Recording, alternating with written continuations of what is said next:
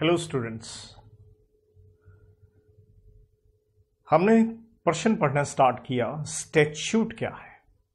तो तीन बातें हमने कही, रूल्स एंड रेगुलेशंस है और उसके अंदर क्या आ जाएगा, अरे एक्ट तो है ही है, उसके साथ क्या चीज है, रूल्स भी आएंगे जो कि टाइड होते हैं, रेगुलेशन इंडिपेंडेंट भी होती हैं वो भी आएंगी, ऑर्डिनेंसेस जो हमने कहा एक टेम्पररी लॉ है वो भी लॉ ही है, टाइम टू टाइम क्लैरिटी के लिए सर्कुलर नोटिफिकेशन ऑर्डर आते रहते हैं वो भी।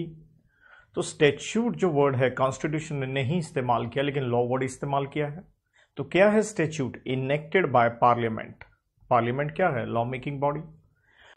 तो स्टैट्यूट क्या है? उसकी रिटन विल है। तो बच्चों उस रिटन विल में हमने एक आइटम पढ़ी कल, डॉक्यूमेंट। तो डॉक्यूमेंट के ऊपर हमने डेफिनेशन पढ़ी इंडियन एविडेंस एक्ट में सेक्शन 3, जीसीए में भी सेक्शन 3, लेकिन हमने सब सेक्शन उसका साथ में लिया 18। दोनों में फर्क क्या था?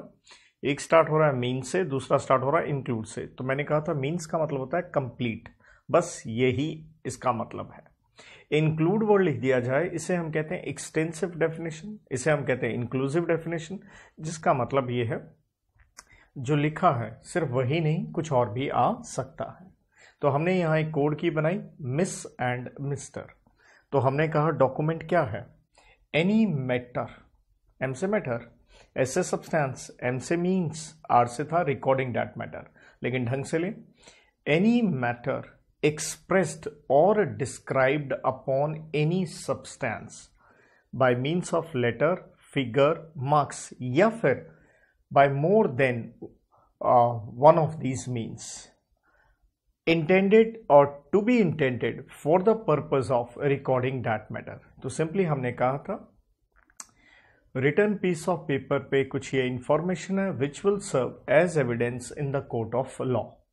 सिंपल उदाहरण दिया मैंने, कह लीजिए जैसे एक लव लेटर आपने लिखा, तो पीस ऑफ इंफॉर्मेशन है, पकड़े जाओगे पिटाई तो होगी, राइट। तो यहाँ 4 एलिमेंट बताए थे, लेकिन एलिमेंट बताते समय नंबरिंग चेंज हो गई थी। पहला तो वही आ गया था मैटर, लेकिन अगला जो पॉइंट हमारी कोड की में था मिस मिस्टर, तो वो एस से जो सब्सटेंस था वो है थर्ड एलिमेंट, एंड जो फोर्थ एलिमेंट है वो अगला एम से था, दैट इज मीन्स। बीच में बचा second element, that is recording that matter. तो बच्चों ये जो रिटन विल है इसमें हमारे 3 पॉइंट आते हैं। हमने एक देख लिया डॉक्यूमेंट, तो डॉक्यूमेंट हमने कर लिया। इसके बाद डॉक्यूमेंट के बाद दूसरी चीज आती है इसमें इंस्ट्रूमेंट, एंड तीसरी चीज आती है बच्चों इसमें डीड। तो 3 रिटन विल में हो गए, डॉक्यूमेंट, इंस्ट्रूमेंट, डीड। और यहां आप इसको एक कोड की भी बना सकते हो, डांस इंडिया डांस। 3 आइटम में, डॉक्यूमेंट, इंस्ट्रूमेंट, डीड। अब लगाइए दिमाग, इंस्ट्रूमेंट। इंस्ट्रूमेंट का मतलब कोई स्क्रू ड्राइवर नहीं है, यहाँ पे थर्मामीटर एक इंस्ट्रूमेंट है, वो नहीं बात कर रहे हम। यहाँ इंस्ट्रूमेंट किस नेचर में लेके चल रहा है? Written will of legislature. जैसे नेगोशिएबल एक्ट आपने पढ़ा, 3 इंस्ट्रूमेंट पढ़े आपने, bill of exchange, promissory note and cheque. तीनों के तीनों किस में थे? राइटिंग में थे। तो सर वो भी तो एक डॉक्यूमेंट हो गया, लेकिन हम थोड़ा सा यहाँ एक डिफरेंशिएट क्रिएट कर रहे हैं बच्चों, डॉक्यूमेंट एंड इंस्ट्रूमेंट में घूम फिर के एक जैसी ही बात है। तो आइए हम देखते हैं इंस्ट्रूमेंट क्या है। इंस्ट्रूमेंट के लिए मैं यहां डेफिनेशन ले रहा हूं, under section 2 sub section 14, section 2 sub section 14 है भाई, किसका है? Indian stamp act of 1899। बच्चों याद करो कुछ, जब हम नेगोशिएबल एक्ट पढ़ रहे थे तो हमने कहा था promissory note and bill of exchange के ऊपर पक्का स्टैंप होनी चाहिए, that is stamp duty, revenue of government, सरकार की कमाई, वो स्टैंप ड्यूटी आपको पे करनी पड़ेगी, वो स्टैंप लगानी पड़ेगी। तो उसके ऊपर ये कानून है, मैंने तब भी जिक्र किया था, स्टैंप एक्ट ऑफ 1899। तो स्टैंप एक्ट ने बताया है इंस्ट्रूमेंट क्या होता है, और 214 के मुताबिक यहां पे डेफिनेशन फिर से देखिए किससे स्टार्ट हो रही है, includes, which means definition extensive है, इंक्लूसिव है, जो लिखा है उसके अलावा और कुछ भी आ सकता है। तो डेफिनेशन कहती है एवरी डॉक्यूमेंट। तो ध्यान दीजिए इंस्ट्रूमेंट के अंदर भी वर्ड क्या आ गया, डॉक्यूमेंट आ गया। तो ये ओवरलैप करते हैं ये वर्ड्स। एवरी डॉक्यूमेंट जिससे बाय विच एनी क्या करेंगे आप, राइट और लायबिलिटी, कोई भी डॉक्यूमेंट जिससे कोई राइट या लायबिलिटी क्या हो रहा है, क्रिएट वगैरह हो रहा होगा। इज थोड़ा टेक्निकल लिखूंगा जो दिया गया डेफिनेशन में, इज और परपट्स।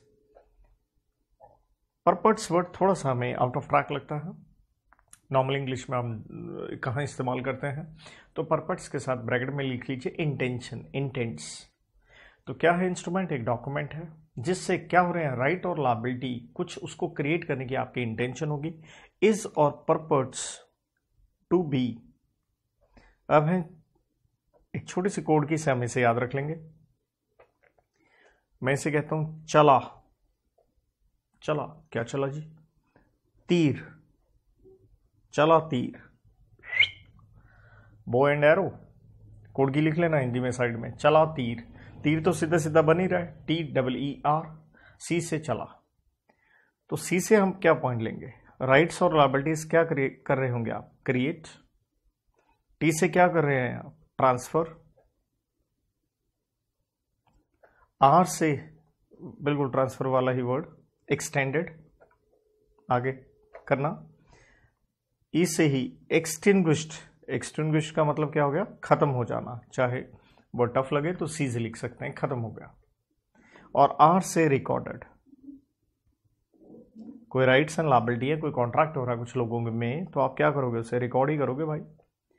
डेफिनेशन समाप्त, जितना इजी कर सकते थे। सेक्शन 2 सबसेक्शन 14 इंस्ट्रूमेंट, 3 बातें।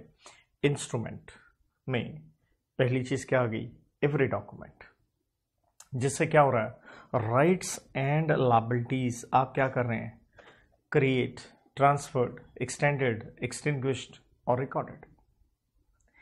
तो बच्चों बहुत ही सिंपल वे में अगर हम एग्जाम्पल दें तो मैं तो ये कहूँगा आप भूलिए मत, नेगोशिएबल इंस्ट्रूमेंट में 3 थे। और दूसरा, मैंने डॉक्यूमेंट का बेस्ट एग्जाम्पल दिया था आपको, लव लेटर। तो आज उसी एग्जाम्पल में डॉक्यूमेंट के रेलिवेंस में ही ले लें तो आप इसे कह सकते हैं मैरिज सर्टिफिकेट। मान लो आपकी शादी हो गई, तो शादी हो गई पप्पू सिंह की चप्पू के साथ, तो एक सबूत तो चाहिए, तो आप क्या लोगे, एक डॉक्यूमेंट। बट इंस्ट्रूमेंट क्यों कह रहे हैं, क्योंकि कहता है पक्का इससे कुछ राइट्स एंड लायबिलिटीज क्रिएट हो रहे हैं। नेगोशिएबल में लो, चेक वगैरह से क्या होते थे, राइट्स लायबिलिटीज क्रिएट होती थी, पेनल्टी भी क्रिएट होती थी। सेम वे मैरिज सर्टिफिकेट से किसी के राइट्स क्रिएट हो रहे हैं और किसी की ऑब्लिगेशन क्रिएट हो रही है। तो that is the best example. हाँ, अब आसान भाषा में आप मीनिंग भी लिखना चाहें आसान शब्दों में तो क्या हो गया, इंस्ट्रूमेंट। जितना हमने पढ़ा उससे हमें सीखने को एक चीज़ मिली, इंस्ट्रूमेंट क्या है, थोड़ा सा टेक्निकल इन नेचर है। भाई क्यों, अरे बेटा याद करो ना, प्रोमिसरी नोट में पक्का वर्ड चाहिए होते थे, प्रॉमिस टू पे। बिल ऑफ एक्सचेंज में पक्का वर्ड चाहिए होते थे, ऑर्डर टू पे। तो थोड़ा सा क्या हो गया, टेक्निकल हो गया ना। चेक में सिर्फ 5 कॉलम भरने आपको सिखाए थे, उसके अलावा कुछ भर दोगे तो क्या हो जाएगी, ऑल्ट्रेशन, और चेक क्या हो जाएगा, बाउंस। तो ये थोड़ा सा टेक्निकल होते हैं, लीगल इन नेचर है। वाई, क्योंकि वो तो हमने लिख ही दिया, राइट्स एंड लायबिलिटीज क्या हो रहे हैं, क्रिएट हो रहे हैं भाई। देन फॉर्मल इन नेचर है, क्योंकि दिल की बात तो इसके ऊपर होगी नहीं, बस जो मुद्दे की बात है वो लिखिए, बात खत्म। अगर बिल ऑफ एक्सचेंज है तो क्या लिखते थे, I order mister X to pay ₹10,000 after 3 months, खत्म। Hello how do you do तो लिखना नहीं है ना यहाँ पे। तो फॉर्मल है, तो रीजन क्या है, एस, वो हमने ऊपर भी लिख दिया, as rights and what liabilities are what created. तो कभी डेफिनेशन भूल जाए, सिंपल भाषा में चीज़ को जरूर लिखनी चाहिए ताकि वो हमें एग्जाम में हेल्प करती है to attempt. And let me tell you, ये एग्जाम अगर हम सोचें एक चीज़ याद हो, ऐसा भी कोई ज़रूरी नहीं है। अगर आपको कॉन्सेप्ट आता है, कंटेंट का थोड़ा आइडिया है, आप अपनी भाषा में लिखिए, यू विल क्लियर एटलीस्ट। तो यहाँ समाप्त होता है इंस्ट्रूमेंट। बढ़ते हैं हम तीसरे हिस्से की तरफ, जिसे हम कह रहे हैं डीड। अब डीड से जहन में सीधा सीधा क्या आता है, partnership deed, lease deed, rent deed, gift deed, ऐसी चीज़ें आती हैं। देखिए डीड वर्ड हमारे किसी कानून में डिफाइंड नहीं है, तो इसलिए मैं इसका जो मीनिंग है, इसका डेफिनेशन है, वो उठा रहा हूँ डिक्शनरी से, एज पर लीगल ग्लॉसरी। तो लीगल ग्लॉसरी का मतलब है एक डिक्शनरी जो लीगल टर्म्स पे है, अ ब्रीफ डिक्शनरी।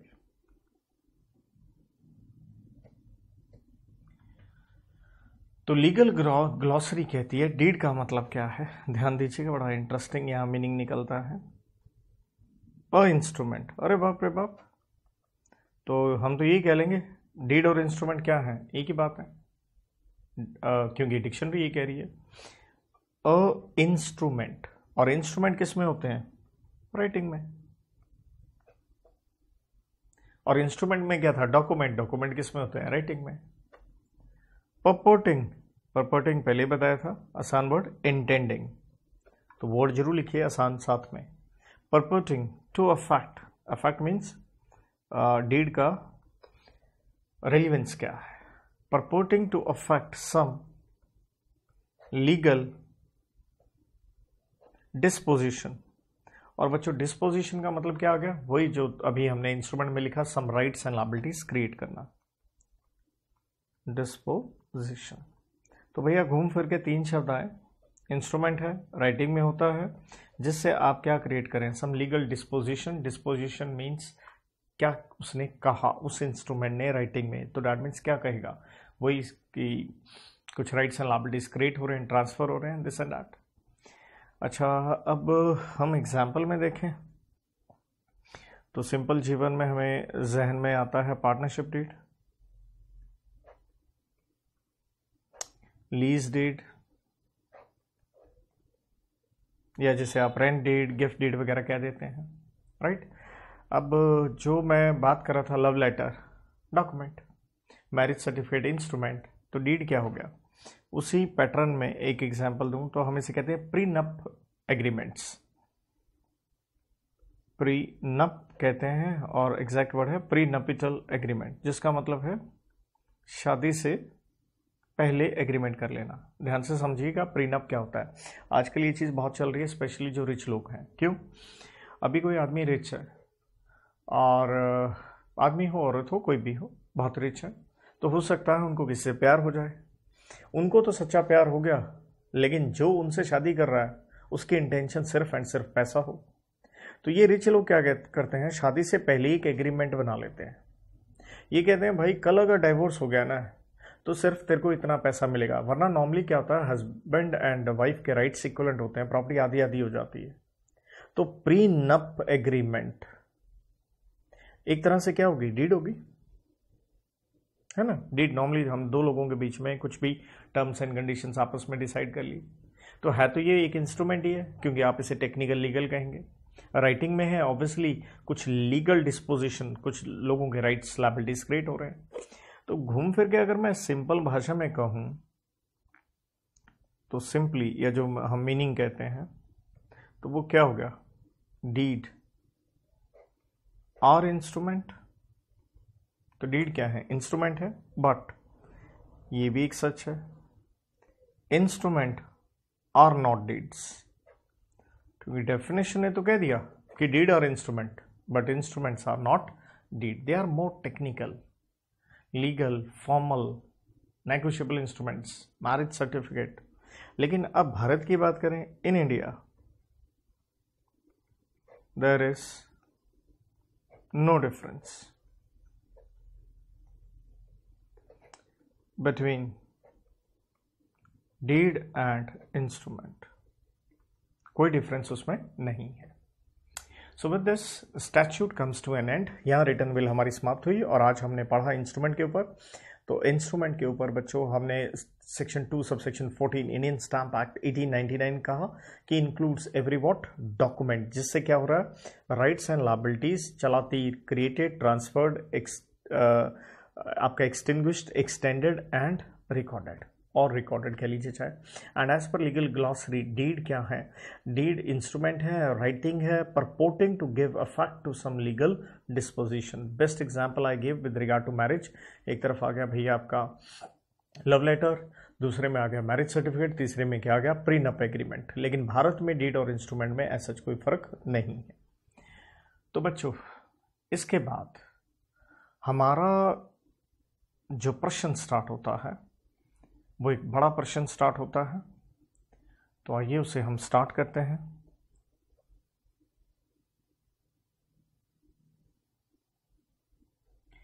तो इसको हम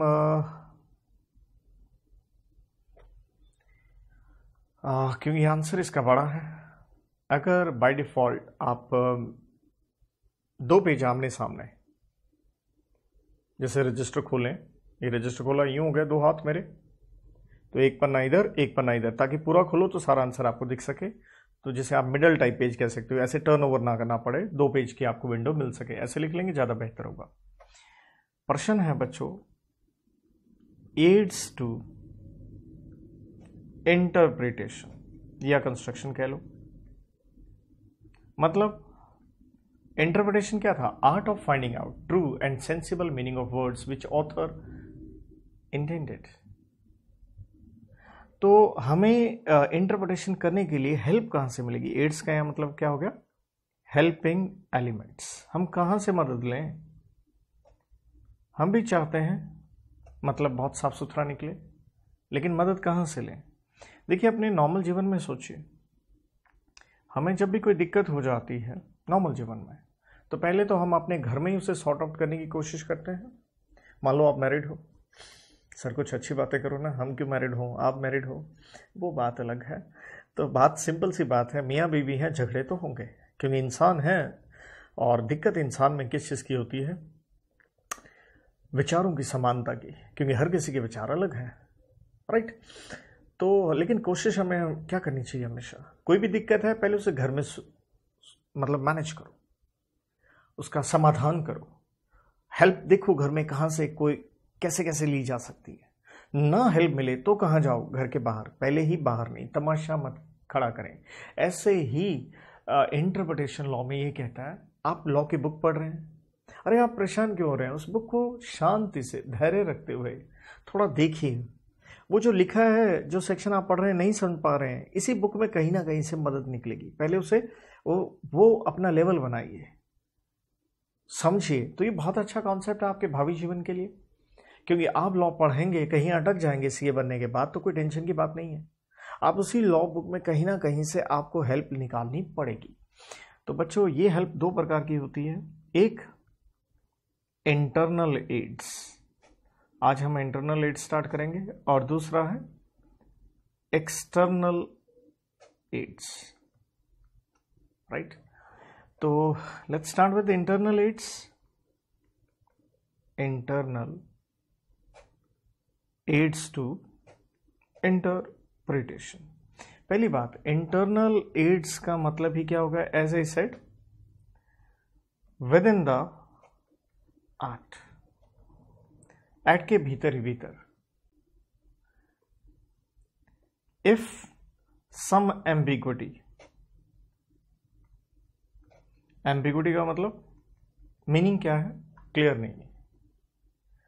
तो इंटरनल एड का मतलब हो गया विद इन द एक्ट है, और अगर कोई एम्बिग्विटी हो तो आप यहां से हेल्प लें। कहने का मतलब है, यहां पे एक अच्छी लाइन में लिख दूं तो रीड, आप पढ़ें the statute as a whole. समस्या क्या होती है? हम तो एक प्रोविजन पढ़ रहे होते हैं, वहां फिर अटक जाते हैं। तो लॉ पता कैसे पढ़ा जाता है? पहले पूरा पढ़ लो क्या करो? पहले पूरा पढ़ लो, फिर सर, फिर बेटा पढ़ना स्टार्ट करो। सर क्या बकवास कर रहे हो? पहले पढ़ लो और बाद में पढ़ना स्टार्ट करो। बेटा यही तरीका है, यही अच्छे से इसी तरीके से आप पढ़ सकते हो, और कोई इलाज नहीं उसका। जैसे एक मैं लॉ की बात करूं, जीएसटी आप सबने सुना होगा, गुड्स एंड सर्विसेज टैक्स, आपके कोर्स में भी है। वो तो पूरा का पूरा इस तरह से कि पहले पूरा पढ़ लो फिर पढ़ना स्टार्ट करो। तो कई एक्ट होते ही ऐसे हैं भैया, वो समझ में ही नहीं आएंगे जब तक पूरा ना पढ़ लें। आप पढ़ना स्टार्ट करें, आप चीजें समझ में आनी स्टार्ट होंगी, लिंक बनने स्टार्ट होंगे, मीनिंग निकलना स्टार्ट होगा। So read the statute as a whole for what natural है इंटरप्रिटेशन के लिए, उसे पूरा पढ़ें। जैसे मैं एक एग्जांपल दूं,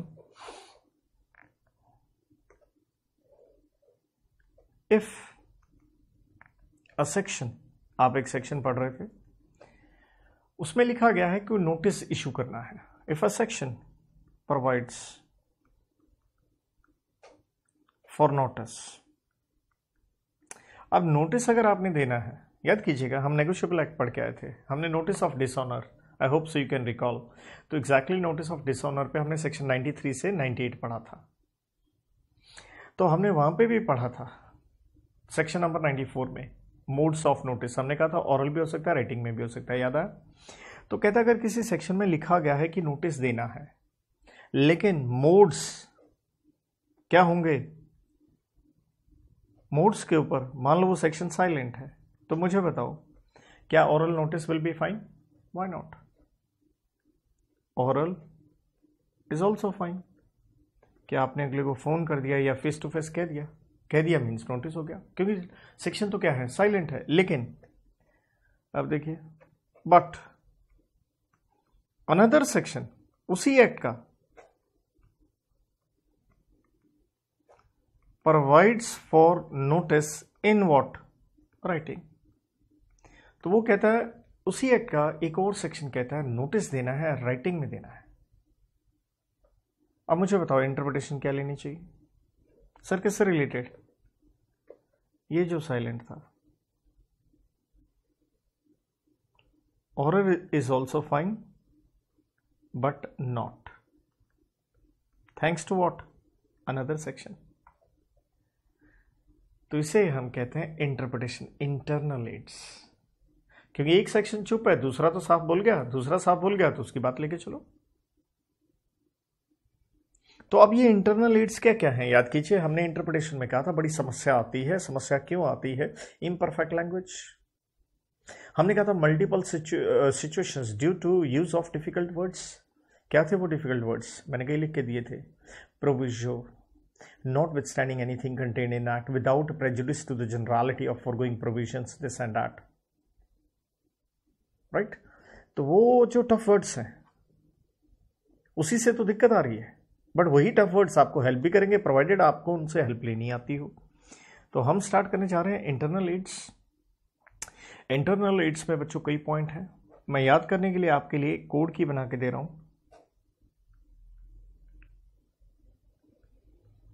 लंबी चौड़ी कोड की होगी, और फिलहाल आज हम ज़्यादा से ज़्यादा 3 पॉइंट कर पाएंगे, तो 3 पॉइंट की कोड की आपके सामने रख रहा हूँ। SPM, सर ये क्या कोड की हुई? मज़ा नहीं आया ना? लीजिए, S से सच्चा क्या हो जाता है बेटा? प्यार। किसका? मेरा। सच्चा प्यार मेरा, SPM, राइट। आइए स्टार्ट करते हैं इंटरनल एड्स। तो हमारा पहला पॉइंट ये रहा आपकी स्क्रीन पे। तो बच्चों इसे हम कहते हैं schedule. Now what is schedule? वैसे आप फाउंडेशन पास हैं, तो कंपनीज एक्ट अगर थोड़ा सा ढंग से किया है आपने तो शायद कुछ जहन में आए, ना आए तो मैं बता देता हूं। कंपनीज एक्ट का उदाहरण ले रहा हूं क्योंकि हमारे कोर्स में सबसे इंपॉर्टेंट है कंपनीज एक्ट, और आपके पूरे जीवन के लिए कंपनीज एक्ट सबसे इंपॉर्टेंट है। वाई? क्योंकि आपने काम ही उन्हीं का करना है भावी जीवन में। तो कंपनीज एक्ट का एक एक वर्ड आपको आना चाहिए, सबसे इंपॉर्टेंट लॉ है आपके लिए। तो आइए चलते हैं हम कहाँ? Ministry of corporate affairs, MCA, ministry of corporate affairs, site का नाम है www.mca.gov.in। तो आपकी स्क्रीन पे अगर आप देखें, थोड़ा बड़ा कर देता हूं साइज आराम से दिख सके, टॉप पे देखिए on the left hand side क्या दिख रहा है? Ministry of corporate affairs, government of India, और बीचों बीच तो लिखा ही द कंपनीज एक्ट। कई बार बच्चे ये भी गलती कर देते हैं, कंपनी वर्ड लिख देंगे, NY, ध्यान से देखिए कंपनीज वर्ड है। And the right hand side और एक इंटरेस्टिंग चीज देखिए, क्या दिख रहा है? The institute of company secretaries of India. जैसे CA का कोर्स है ऐसे ही CS का, और CS का मेन काम है ही कंपनी लॉ से रिलेटेड। तो बेटा ये जो सरकारी साइट है ना, इसको मैनेज बिल्कुल परफेक्ट रखने में कौन काम कर रहा है? ICSI, ये लोग काम कर रहे हैं, इसलिए नाम लिखा है यहाँ पे। एक तो ये पता होना चाहिए। बेटा कंपनीज एक्ट में अब देखो ऊपर 4 चीज़ें लिखी हैं, कंपनीज एक्ट 2013, और मैंने आपसे जिक्र किया था कंपनीज के रूल्स हैं, और ये अलग अलग डेट को कौन कौन से रूल आए या सेक्शन आए, और ये देखिए क्या लिखा है वर्ड, नोटिफिकेशन एंड सर्कुलर्स। तो सारे के सारे आपको यहाँ अपडेटेड, आप आइए आके देखिए, बात खत्म। तो नॉर्मल आपके भावी जीवन में आपको इसी साइट पे आना ही आना है ऑन द डेली बेसिस। तो इसलिए मैं पढ़ाऊंगा ऐसे कि आपको चीज़ें प्रैक्टिकल लाइफ की समझ में आए। नॉर्मली बच्चे थ्योरेटिकल पढ़ते रहते हैं, फिर प्रैक्टिकल लाइफ में आते हैं तो कुछ नहीं आता होता। तो हम कोशिश करेंगे जितना जरूरी है उतना मैं आपको नॉलेज दे पाऊँ। नाउ किड्स, आप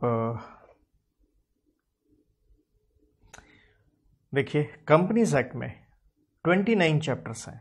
29, ये देखो, दिख रहा है अपनी स्क्रीन पे, चैप्टर नंबर 1 रोमन में है, 29 होने चाहिए। जाते जाइए जाते जाइए जाते जाइए, ये 29 एंड में देखिए क्या लिखा है, मिसलेनियस चैप्टर। और चैप्टर क्या होता है, एक चैप्टर बनता है ग्रुपिंग ऑफ सेक्शन से। चैप्टर किसी ना किसी पर्टिकुलर कॉन्टेक्स्ट से डील करेगा, किसी ना किसी चीज से रिलेटेड चैप्टर तो है। जैसे कंपनीज एक्ट पढ़ रहे हैं आप, कंपनी की इनकॉर्पोरेशन होगी, और हमेशा चैप्टर नंबर 1 प्रीलिमिनरी होता है बच्चों। ये मैंने आपको नेगोशिएबल में बताया था। चैप्टर नंबर 1 प्रीलिमिनरी, डेफिनेशन वगैरह आती है इसमें। बेसिकली कंपनीज हैं, उसके अकाउंट्स बनेंगे, ऑडिट होगा, डिविडेंड होगा, दिस एंड दैट, डायरेक्टर्स होंगे, राइट। तो 470 सेक्शंस हैं, ये देखो सेक्शन लिखे हैं हर चैप्टर के आगे, और 470 एंड में जाइए 470 दिखेंगे, 470 दिख गया बिल्कुल एंड में। अब याद करो, मैंने कहा था आपके कोर्स में कितने सेक्शंस हैं। कंपनीज एक्ट स्टार्टिंग में बताया था, कंपनी एक्ट पढ़ेंगे फिर बताएंगे। 148 है, तो 148 चैप्टर 10 तक जाएंगे। देख रहे हैं आप, 139 से 148।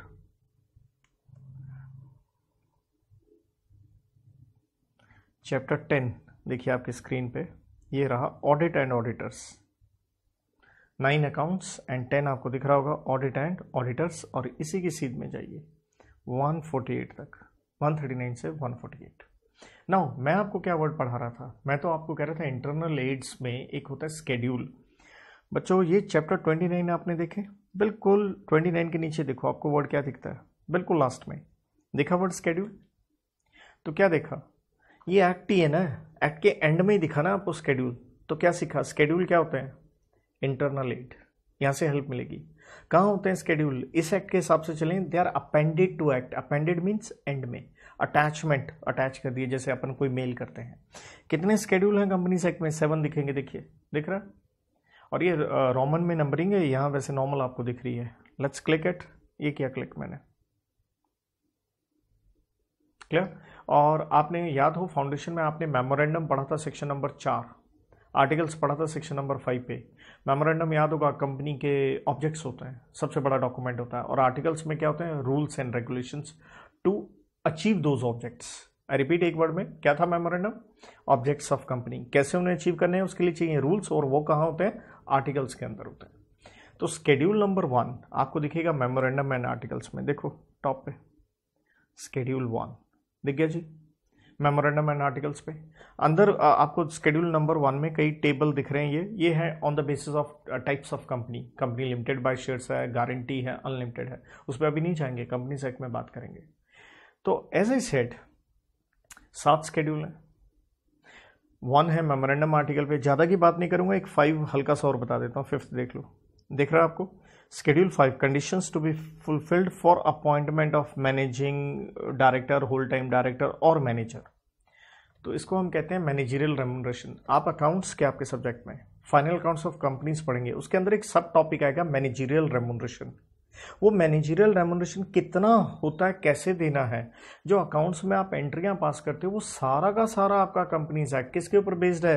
अरे भैया जो लॉ में मैंने पढ़ाना है, आप टॉपिक शेयर कैपिटल पढ़ते हो, डिबेंचर पढ़ते हो, वो ऐसे क्यों है, क्योंकि ये कंपनीज एक्ट है। बाय बैक ऑफ सिक्योरिटीज, वो अकाउंट्स में टॉपिक ऐसा क्यों है, क्योंकि लॉ ने ऐसा कहा है। तो स्केड्यूल नंबर 5 और 1, आज इतने 2 वर्ड तो पक्का याद रख लो। नाउ किड्स, तो स्केड्यूल में है क्या सर, ये तो बताइए भाई, ये स्केड्यूल चीज क्या है, ये स्केड्यूल बच्चों ऐसा है। Memorandum as I shared with you कौन से सेक्शन में है, 4 में है, और मेमोरेंडम आपको ये चैप्टर नंबर 2 में दिखेगा। देखो दिख रहा है इनकॉर्पोरेशन ऑफ कंपनी, और यहां देखना आपको सेक्शन 4 दिखा, 4 और 5 दिख गया मेमोरेंडम आर्टिकल पे, ये रहा। तो दरअसल आप पढ़ रहे हो सेक्शन नंबर 4 मेमोरेंडम पे, कोई एम्बिग्युइटी आ गई, कहां से हेल्प लें? तो हमें इतनी अकल ही नहीं थी कि कंपनीज एक्ट के एंड में मेमोरेंडम की डिटेल दे रखी है स्केड्यूल में, वहां से ले लें। अब एक क्वेश्चन और रेज होता है, आई रिपीट, सेक्शन 4 पढ़ रहे थे, 5 पढ़ रहे थे, मेमोरेंडम आर्टिकल पे कोई दिक्कत आई, कहां से हेल्प लें? पता ही नहीं है कि कंपनीज एक्ट में नीचे एक डिटेल लिखी है, उसको क्या कहते हैं? स्केड्यूल। नाउ इशू क्या अराइज होता है? इशू ये अराइज होता है बच्चों कि सेक्शन में जो लिखा है और स्केड्यूल में जो लिखा है, स्केड्यूल से हेल्प लेनी है, बट मान लो दोनों के दोनों अगेंस्ट जा रहे हैं एक दूसरे के, तो किसकी चलेगी? सेक्शन की चलनी चाहिए, स्केड्यूल की? तो हमेशा याद रहे, एक्ट हमेशा बड़ा होता है, एक्ट हमेशा बड़ा होता है, सेक्शन हमेशा बड़ा होता है। तो किसकी चलेगी? सेक्शन 4 की चलेगी, ना कि स्केड्यूल की। अगर दोनों में कोई क्लैश आ जाए, कॉन्ट्रेरी आ जाए, स्केड्यूल से हेल्प लेनी है, स्केड्यूल कभी भी ओवर रूल नहीं करेगा, ओवर राइड नहीं करेगा, स्केड्यूल कभी सुपीरियर हो ही नहीं सकता। तो देखिए, मैंने आपको ये स्केड्यूल समझाने के लिए प्रैक्टिकल कोई चीज दिखाई, तो इस ढंग से जब हम पढ़ते हैं चीजें आसान निकल के आती हैं। तो आइए, जो कुछ मैंने कहा वो हम लिख देते हैं। तो स्केड्यूल हमने क्या कहा? पहली बात है, इंटरनल एड तो है ही, वो तो कहने की जरूरत ही नहीं है। They are appended to act. Appended को आप एनेक्शर कह सकते हो, एनेक्शर टू एक्ट। आप यूं भी कह सकते हैं एंड ऑफ एक्ट। एक्ट के एंड में नॉर्मली होता है स्केड्यूल। जनरली वर्ड एक साथ में जरूर लिख रहा हूं, जनरली मीन्स आमतौर पे, कई एक्ट्स में साथ में भी डाल देते हैं। तो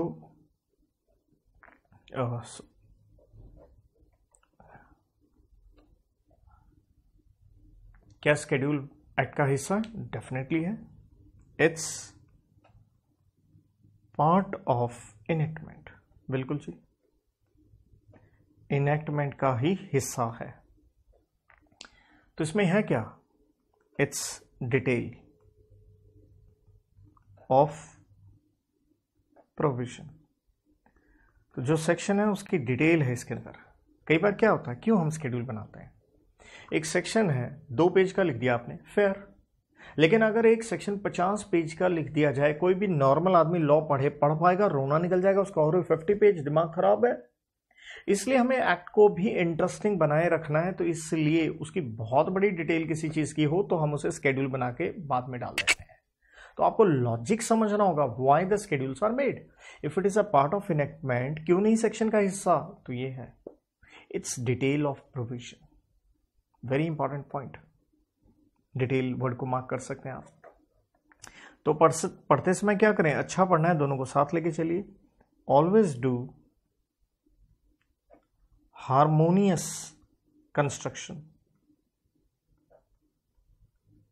of section and schedule.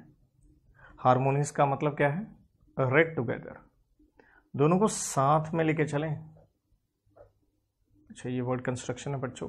Always do harmonious construction of section and schedule, which means red together, दोनों को साथ में पढ़ें अगर अच्छा कंप्लीट तरीके से पढ़ना है तो। लेकिन एज आई सेड, अगर दोनों में क्लैश आ गया, किसकी चलेगी? सेक्शन की। इफ इनकंसिस्टेंसी बिटवीन देम, तो section two prevail over what? Schedule. तो वही सेक्शन की चलेगी, बात खत्म। एग्जाम्पल में अभी आपको बता ही दिया, हमारे कोर्स से रिलेटेड ही बताया, कंपनीज एक्ट 2013, और जो चीज़ सिखाई आप सारी लिख लो। चाहे क्या सिखाया, कितने चैप्टर्स हैं? 29, कितने सेक्शंस हैं? 470, और कितने स्केड्यूल हैं? 7, 1 2 7, जिसमें से 2 मैंने कहा पक्का अभी टिका लो, नाम उनका। 1 किस पे है? मेमोरेंडम एंड आर्टिकल्स पे। 5 किस पे है? मैनेजरियल रेम्यूनरेशन पे। और एग्जाम्पल दूं तो आप अपने कोर्स में क्या पढ़ने वाले हैं? इनकम टैक्स एक्ट 1961 का। तो इनकम टैक्स अगेन आपके जीवन के लिए महत्वपूर्ण है। इनकम टैक्स एक्ट में भी आप क्या देखोगे, जो स्केड्यूल्स हैं they are 14 in number, 14 schedule हैं।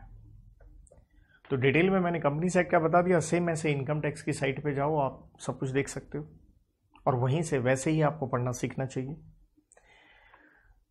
तो ये हो गया जी स्केड्यूल खत्म, जिसमें से हमने महत्वपूर्ण चीज़ों की बात करी कि पहली बात ये पार्ट ऑफ एनेक्टमेंट है, अपेंडेड होता है, डिटेल ऑफ प्रोविजन होती है और क्या करें, रेड टुगेदर करें, इनकंसिस्टेंसी होगी तो सेक्शन की ही चलेगी। नाउ किड्स, कोड की थी हमारी सच्चा प्यार, तो पी से पॉइंट, तो हम इसे कहते हैं प्रियम्बल। क्या होता है प्रियम्बल? बच्चों अगर आपको बुक्स पढ़ने का शौक है, सर हमसे तो हमारी नहीं पढ़ी जाती, अलग से कौन सी पढ़ेंगे हम, वो भी बात सही है। मुझे हमेशा बुक्स का बड़ा शौक रहा है and even when I was young मेरे को बड़ा शौक था खास करके नॉवेल्स, बायोग्राफी, ऑटोबायोग्राफी, इस तरह की चीज़ें पढ़ने का। तो to tell you very frankly, जब बुक खरीदने चाहते थे हमारे दौर में, लगभग when I was growing up, तो 25 ईयर्स बैक कह लीजिए, 27-28 साल पहले कह लीजिए या जो भी है, तो इतने पैसे नहीं होते थे कि किताबें खरीद सकें। और उस ज़माने में तो ये बुक्स वगैरह महंगी बहुत आती थी और ये बाहर की बुक्स ज़्यादा होती थी, तो बड़ी मुश्किल से हमें पैसे मिलते थे, किराए पे बुक लेके आते थे हम पढ़ने के लिए। वो भी एक दौर था, ये भी एक दौर है, right? So that is the beauty of time. Sometimes लगता है आज तो एक क्लिक ऑफ बटन सब कुछ आपके मोबाइल के अंदर है। तो वो लेके आते थे, इतनी मेहनत, 10-12 किलोमीटर साइकिल चला के जाना, वो किराए पे लेके आना, वो बुक 5 रुपये किराया होता था उस ज़माने में उन किताबों का। अब दिल तो बहुत करता था मैं ये भी ले लूँ, ये भी ले लूँ, जेब में तो 5 रुपये हैं और एक दिन के 5 रुपये लगते थे किराए के।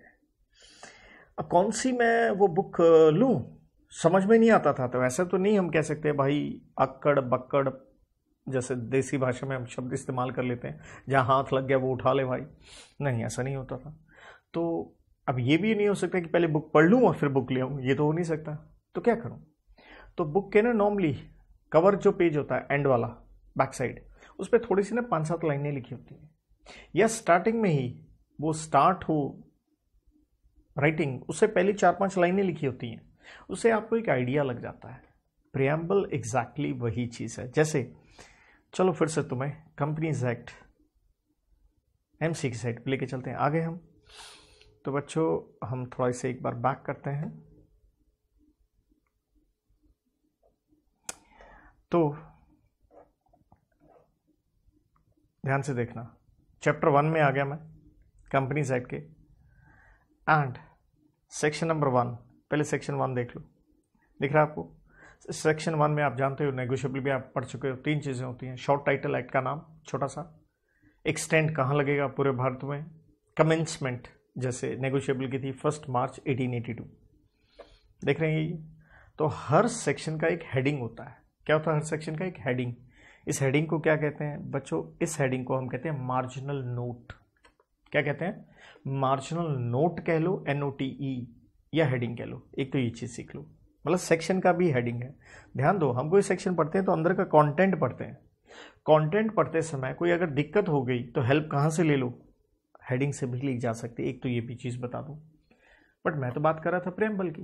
तो प्रियम्बल क्या होता है? बुक पढ़नी नहीं स्टार्ट करी उससे पहले कुछ, जैसे कंपनीज एक्ट तो सेक्शन 1 से पढ़ना स्टार्ट करूंगा ना, तो उससे पहले ये चैप्टर प्रिलिमिनरी, उससे पहले टॉप पे देख लो कंपनीज एक्ट 2013, आगे देख रहे हो क्या लिखा है? Number 18 of 2013। नंबर 18 का मतलब क्या है? 2013 में देश में जितने कानून बने, कंपनीज एक्ट 18वां कानून था, ये नंबरिंग है।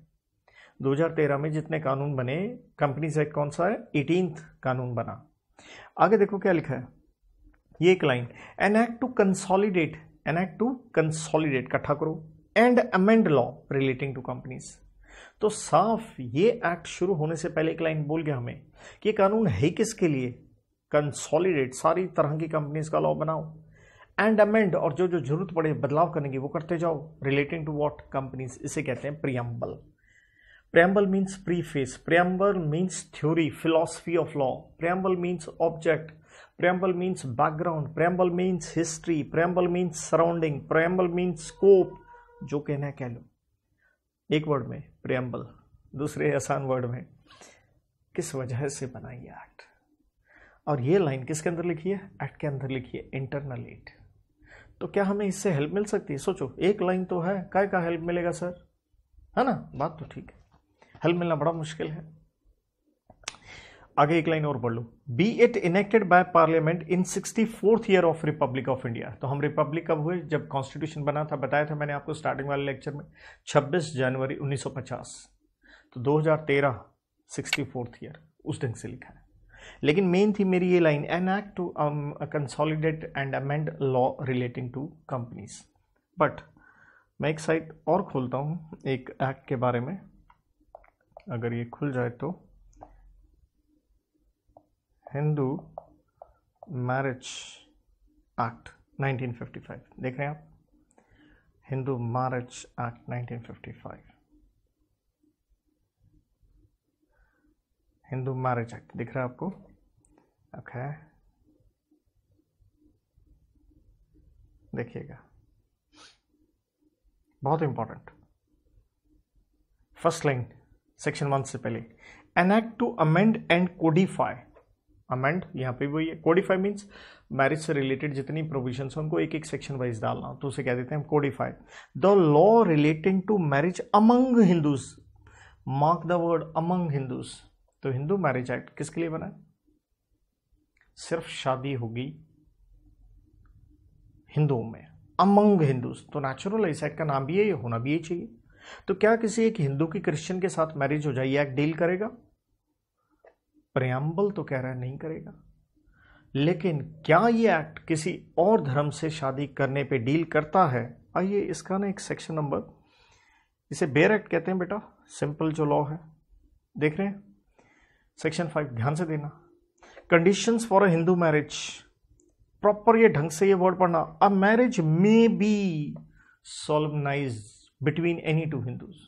मे बी, आपने लॉ में वर्ड क्या लिख दिया? कोई बंदा सेक्शन 5 पढ़ रहा था, आपने वर्ड लिख दिया a marriage may be solemnised. May be का मतलब क्या हो गया? हिंदू चाहे किसी और धर्म से शादी कर ले, क्योंकि वर्ड तो मे बी लिखा है, मस्त तो लिखा नहीं है। तो मुझे बताओ, डोंट यू थिंक ये मे बी वर्ड गलत है? यही मैं कह रहा था, इंटरप्रिटेशन में, लॉ में आप शब्द लिख जाते हो, उन शब्दों का मतलब कहां से निकालें? फंस गई गरारी, फंस गया पंगा, आप प्रेम्बल से हेल्प ले लो। चलो प्रेम्बल पे दोबारा। तो प्रेम्बल की टॉप लाइन क्या थी? An act to amend and codify law relating to marriage among Hindus. तो वहां मे बी वर्ड को मे बी मत लो, take the help from preamble कि ये एक्ट सिर्फ किससे डील करेगा? अगर शादी होती है दो हिंदुओं में तो ही। तो अगर एक हिंदू की किसी और के साथ शादी हो जाती है तो वो शादी क्या होगी? वैलिड नहीं हो सकती। आई hope so you got the point. और मैं फिर सेक्शन 5 आपको एक बार दोबारा दिखा देता हूँ, क्या थी? Conditions for a Hindu marriage. आपने मे बी वर्ड लिख के एक समस्या क्रिएट कर दी। तो आइए, तो मैंने 2 चीजें सिखाई आपको, प्रेम्बल और सेक्शन का जो हेडिंग होता है। जैसे अभी हिंदू मैरिज एक्ट में सेक्शन 5 था, conditions for Hindu marriage. Conditions for Hindu marriage क्या बन गया? Marginal note, which means heading of the section. तो बच्चों, प्रेम्बल क्या है? जो वर्ड मैंने इस्तेमाल किए थे सारे लिख देता हूं। It's preface. प्रीफेस का मतलब जैसे किसी को हमने देखा ना हो लेकिन हल्की सी एक झलक देखी हो, तो वो झलक भी तो मदद करती है, isn't it? तो बिल्कुल ये वैसा एक हल्की सी झलक, इट्स प्रीफेस। कई वर्ड लिख देते हैं, चलिए। इट्स प्रीफेस फिलॉसफी, एक प्रीफेस है, फिलॉसफी है, नेचुरल है किसका? एक्ट का, ऑफ एक्ट। तो इसके अंदर है क्या? कंटेन्स, यूं कह सकते हो आप। भाई क्या? आप ऑब्जेक्ट कहो, आप इसे हिस्ट्री कहो, आप इसे बैकग्राउंड कह सकते हो, आप इसे सराउंडिंग कह सकते हो। कोई भी एक्ट बनता है उसकी वजह तो होती है ना, तो surrounding means surrounding circumstances at that point of time. आप इसे स्कोप कहो, तो जो वर्ड कहना है कह लो। तो बेसिकली प्रेम्बल क्या करता है? इट डिस्क्लोजेस, बताता है। क्या बताता है भाई? प्राइमरी, प्राइमरी मीन्स मेन, क्या चीज? Intention. It discloses primary, that is main intention of what? Legislature. जिसने लॉ बनाया उनकी मंशा, कि लॉ बनाने की उनकी क्या ये मंशा थी. नेचुरल प्रेम्बल से हेल्प कब लूंगे? जब हम अटक जाएंगे. इट इज रेफर्ड, तो रेफर तो तभी करेंगे to remove what? Ambiguity.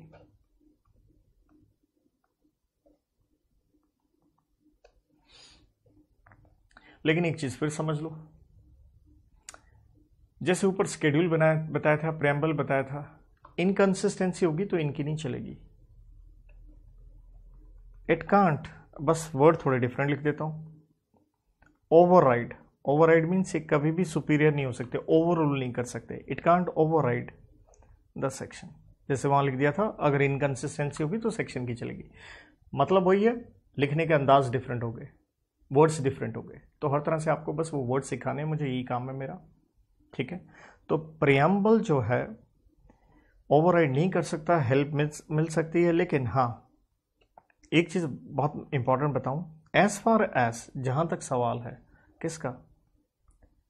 As far as constitution, देश का संविधान का, ऑफ कंट्री इज कंसर्न्ड,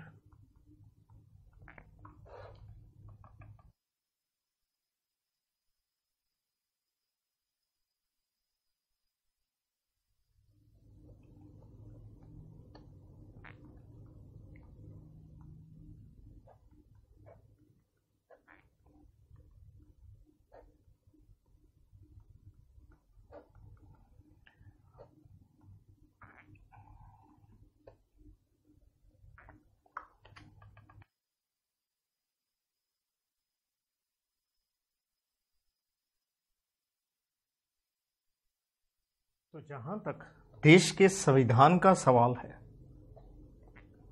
क्योंकि मैंने कॉन्स्टिट्यूशन आपको क्या बताया था? बाप ऑफ ऑल द लॉस.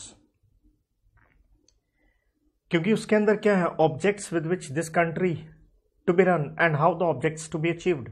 तो कॉन्स्टिट्यूशन सबसे इंपॉर्टेंट है. तो उसका प्रियम्बल तो बहुत ज्यादा रेलिवेंट है, बहुत बहुत ज्यादा. तो going to the example,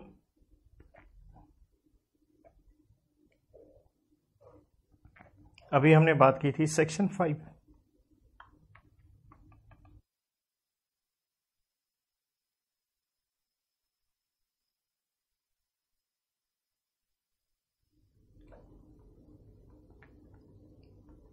of Hindu marriage act 1955. क्या कहा था सेक्शन 5 ने? मैरिज मे बी सोलमनाइज्ड, जिसका मतलब है की जा सकती है. मे बी सोलमनाइज्ड, कि आप शादी कर सकते हैं किसके बीच में? Between two Hindus. तो कोर्ट में चला गया जी केस, मे बी वर्ड पे. तो हुआ क्या? होता यह है, केस था वेरी इंपॉर्टेंट, गुल्ली पोली, नाम ही थोड़ा ऐसा है बेटा, गुल्ली फिर आगे पोली. गुल्ली पोली, सौर्या राज, सर बड़े गंदा सा नाम है, तो सौर्या को छोड़ दो आप, सिंपल गुल्ली पोली राज या गुल्ली पोली एस राज वर्सेस बन, क्या बन? दारू. बेटा नाम है, मौसम नहीं बनाना, बन दारू. पवानी, पावानी, पवानी, जैसे मर्जी आप प्रोनाउंस कर लें. तो गुल्ली पोली सौर्या राज वर्सेस बंदारू पावानी का ये केस था. क्या हुआ इसमें? केस में ये होता है कि मैरिज हो जाती है बिटवीन हिंदू एंड क्रिश्चियन. तो ये वैलिड है या वॉइड है? ये लोग तो कहेंगे वैलिड है जी, हमारे ऊपर हिंदू मैरिज एक्ट लगेगा, क्योंकि वहां लिखा है वर्ड मे बी.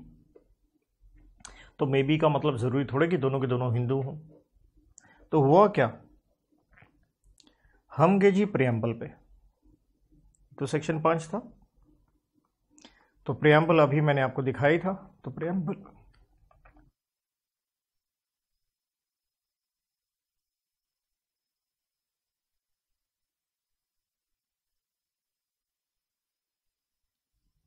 प्रियम्बल में क्या लिखा था?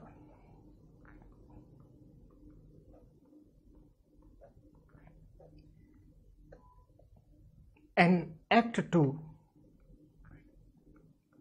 amend and codify the law relating to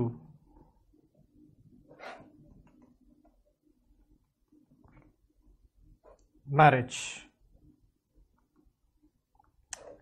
among Hindus, ये वर्ड पढ़ के आए थे हम।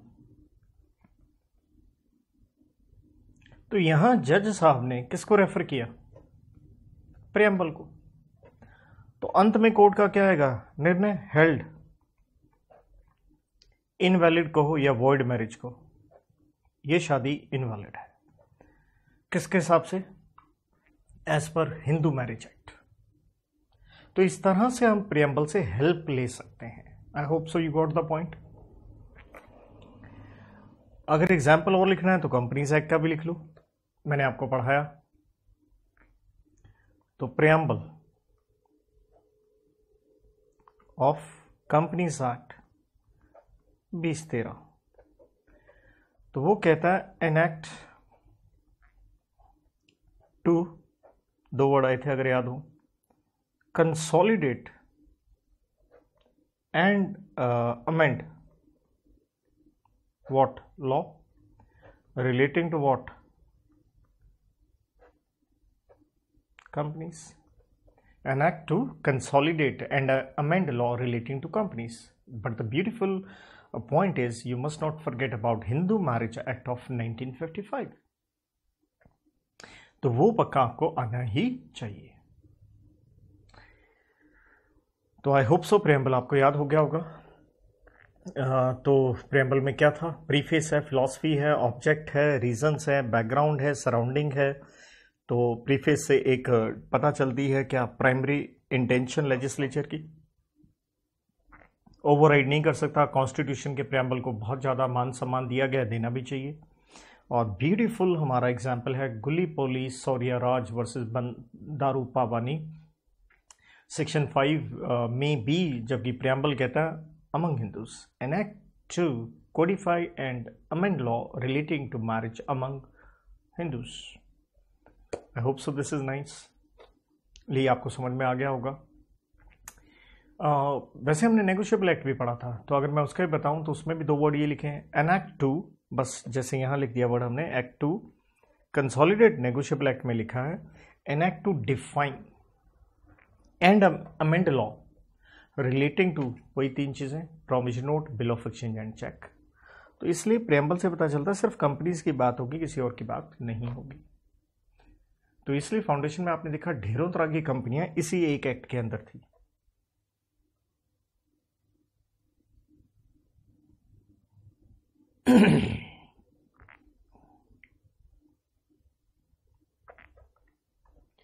तो चलिए अब हम बढ़ते हैं आगे हमारे तीसरे पॉइंट की तरफ। सच्चा प्यार तो हो गया, अब मेरा है मार्जिनल नोट्स। तो जैसे मैंने हेडिंग ऑफ द सेक्शन दिखाया, तो हेडिंग से कोई खास मदद निकलने की संभावना फिर बहुत कम है, क्योंकि हेडिंग में दो तो वर्ड होते हैं। जैसे हिंदू मैरिज एक्ट में आपने देखा कंडीशंस फॉर मैरिज था, सेक्शन 1 दिखाया, राइट। तो इसमें हेल्प निकलने की संभावना बहुत कम है। तो सबसे पहली बात means heading of a section. ये एक सेक्शन का हेडिंग है, लेकिन समस्या क्या है? बहुत डिफरेंस ऑफ ओपिनियन है as to its utility in construction of statute. Construction कह लो या इंटरप्रिटेशन कह लो, कि एक स्टैच्यूट को पढ़ने में, हेल्प लेने में, यहां से हेल्प निकलना डिफरेंस ऑफ ओपिनियन है। कई कहते हैं हो जाएगा, कई कहते हैं नहीं होगा। तो यहां मेरे पास दो सिचुएशन है।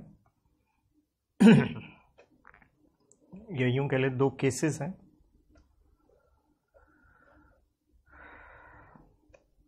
तो एक का नाम CIT पूरा लिख सकते हैं आप, commissioner of income tax versus Ahmed Bhai and Umar Bhai and company. भाई ये एक ही पार्टी है, हाँ, क्योंकि दूसरी क्या आ गई, CIT commissioner of income tax versus Ahmed Bhai Umar Bhai and company. दूसरा केस है बंगाल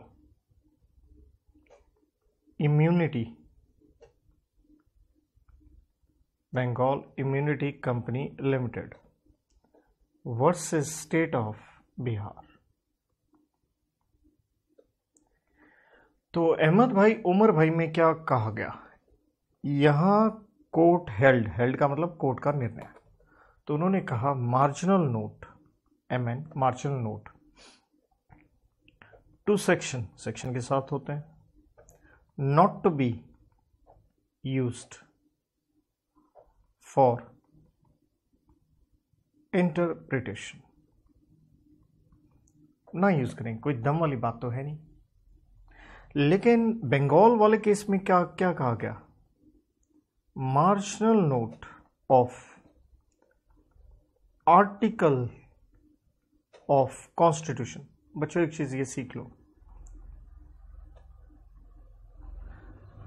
एक्ट के अंदर सेक्शन होते हैं एक्ट के अंदर सेक्शन होते हैं, लेकिन कॉन्स्टिट्यूशन के अंदर सेक्शन नहीं होते, क्योंकि वो तो बाप है सारे लॉज का। तो उसके जो पॉइंट्स होते हैं उनको आर्टिकल कहते हैं, आर्टिकल 1 2 3, वरना एक्ट में हम क्या कहते हैं, सेक्शन 1 2 3। तो बंगाल इम्यूनिटी में कहा गया वर्सेस स्टेट ऑफ बिहार कि जहां तक कॉन्स्टिट्यूशन के आर्टिकल्स का सवाल है उनमें तो बहुत दम है, क्योंकि कॉन्स्टिट्यूशन को मान सम्मान ही बहुत है। जैसे आपने थोड़ी देर पहले देखा, हमने प्रियम्बल में लिखा था कि कॉन्स्टिट्यूशन का प्रियम्बल तो बहुत ही सिग्निफिकेंट है। तो same over here, marginal note of articles of constitution can be referred to bring clarity, या यूं कह लो टू रिमूव एम्बिग्विटी, या यूं कह लो टू मेक कंस्ट्रक्शन। तो वर्ड्स हैं, राइट। जैसे यहां एग्जांपल लेंगे हम आर्टिकल नंबर 286 पे। तो आर्टिकल नंबर 286 के ऊपर जब ये केस वगैरह, जैसे ये केस था उसमें बात हुई, तो कहा गया कोर्ट की तरफ से प्राइमा फेसी का मतलब on the face of it, मतलब जो शब्द दिख रहे हैं उसी से पता चल रहा है। जैसे एक इंसान खुश दिख रहा है या दुखी दिख रहा है, on the face of it, prima facie. तो कहा गया article 286 prima facie furnishes some clue, वो एक क्लू देता है as to meaning and purpose. तो कहा यह गया कि आर्टिकल 286 का marginal note prima facie furnish करता some clue as to meaning and purpose, natural है किसका, ऑफ आर्टिकल। तो है किस चीज पे ये आर्टिकल 286, देखिए आर्टिकल 286 का व्हाट, मार्जिनल नोट। तो इसका मार्जिनल नोट है रिस्ट्रिक्शन, भाई एक रोक है किसके ऊपर, ऑन इम्पोजिंग या imposition of tax on purchase और सेल ऑफ व्हाट गुड्स। तो ध्यान से देखो, मार्जिनल नोट है लंबा चौड़ा, लंबे चौड़े से हेल्प निकल के आती है। तो ध्यान से मार्जिनल नोट का हेडिंग क्या देखा आपने, एक रिस्ट्रिक्शन है इंपोज करने पे टैक्स किसके ऊपर, ऑन परचेज और सेल ऑफ गुड्स। तो सीधा सीधा ये क्लू दे रहा है किसी से रिलेट कर रहा है, तो हम इससे हेल्प ले सकते हैं। Held in the case of Bengal immunity company limited versus Bihar की कॉन्स्टिट्यूशन के आर्टिकल को तो हम रेलिवेंस देंगे, वरना CIT वर्सेस अहमद भाई उमर भाई में क्या कहा गया और एक्ट के सेक्शंस के मार्जिनल नोट में कोई दम वाली बात नहीं है। तो बच्चों एक रिकॉल वैल्यू हो जाए। देखिए हमने सिंपल ये कहा कि जब आप कोई प्रोविजन पढ़ रहे हैं, पढ़ने में दिक्कत आती है, कंस्ट्रक्शन में दिक्कत आती है, इंटरप्रिटेशन में दिक्कत आती है, तो पहले आप बाहर ना जाएं. You must use internal aids within the act itself to remove some ambiguity. And for that, what do you require? You require to read the statute as a whole. आप उसे पूरा का पूरा पढ़िए एंड देन आप interpretation निकालने की कोशिश करें. जैसे अगर एक एक्ट का सेक्शन कहता है नोटिस देना है, कैसे देना नहीं बताया तो ओरल चल सकता है, बट दूसरा सेक्शन कह गया राइटिंग में देना है तो वो ओरल नहीं चलेगा. तो इंटरनल एड्स में हमने आज 3 पढ़ी. सच्चा प्यार मेरा एस से था, शेड्यूल अपेंडेड टू एक्ट है, डिटेल ऑफ प्रोविजन है, इनकंसिस्टेंसी में सिर्फ सेक्शन की चलेगी, इस्तेमाल एम्बिगुइटी के लिए कर रहे हैं. कंपनीज एक्ट में 7 शेड्यूल हैं, इनकम टैक्स में 14 है. Schedule number 1 memorandum article, 5 managerial remuneration. Preamble preface है, फिलॉसफी है, और ऑब्वियसली एक्ट के शुरू होने से पहले ही कह लीजिए दिया होता है. आपने एक वर्ड और लिखना हो कि एट द बिगनिंग होता है, बिफोर द एक्ट स्टार्ट्स. वैसे तो हमने प्रीफेस लिख ही दिया वर्ड. स्कोप है, ऑब्जेक्ट है, बैकग्राउंड है, हिस्ट्री है, सराउंडिंग है. कॉन्स्टिट्यूशन में इसको बहुत रेलिवेंस दिया गया. Best example section 5 of Hindu marriage act, may be word solemnised, and preamble says an act to codify and amend the law relating to marriage among Hindus. The case of Gulipoli Saurya Raj versus Bandaru Pani. And the last marginal note, जिसमें हमने 2 case CIT versus Ahmed Bhai Umar Bhai and Bengal immunity versus state of Bihar constitution पे हम marginal note का उपयोग करेंगे, वरना difference of opinion we set. So on this note, that's it for today. Have a good time. Thank you.